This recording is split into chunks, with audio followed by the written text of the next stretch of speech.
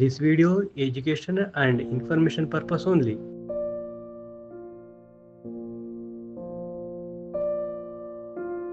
ಸಂಘವನ್ನು ರಚಿಸಲು ಸರ್ಕಾರದ ಅನುಮತಿ ಅಥವಾ ನೋಂದಣಿ ಕಡ್ಡಾಯವೇ?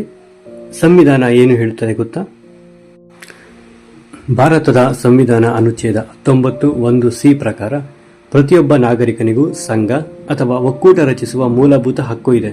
ಅಂದರೆ ಕೆಲವರು ಸೇರಿ ಒಂದು ಸಂಘವನ್ನು ರಚಿಸಲು ಸರ್ಕಾರದ ಅನುಮತಿ ಅಥವಾ ನೋಂದಣಿ ಕಡ್ಡಾಯವಲ್ಲ.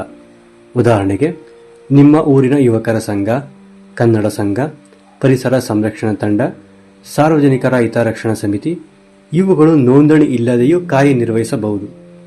ಆದರೆ ಸಂಘವು ತನ್ನ ಹೆಸರಿನಲ್ಲಿ ಬ್ಯಾಂಕ್ ಖಾತೆ ತೆರೆಯಲು, ಆಸ್ತಿ ಖರೀದಿಸಲು ಅಥವಾ ಹೊಂದಲು, ಸರ್ಕಾರದ ಅನುದಾನ ಪಡೆಯಲು ಮತ್ತು ತನ್ನ ಹೆಸರಿನಲ್ಲಿ ನ್ಯಾಯಾಲಯದಲ್ಲಿ ಮೊಕದ್ದಮೆ ಹೂಡಲು ಅಥವಾ ಎದುರಿಸಲು ಬಯಸಿದರೆ ನೋಂದಣಿ ಮಾಡಿಕೊಳ್ಳುವುದು ಉಪಯುಕ್ತ. ಹೀಗಾಗಿ ಸಂಘ ರಚಿಸಲು ನೋಂದಣಿ ಕಡ್ಡಾಯವಲ್ಲ. ಆದರೆ ಕೆಲವು ಕಾನೂನು ಮತ್ತು ಆಡಳಿತಾತ್ಮಕ ಸೌಲಭ್ಯಗಳಿಗಾಗಿ ನೋಂದಣಿ ಅಗತ್ಯವಾಗಬಹುದು.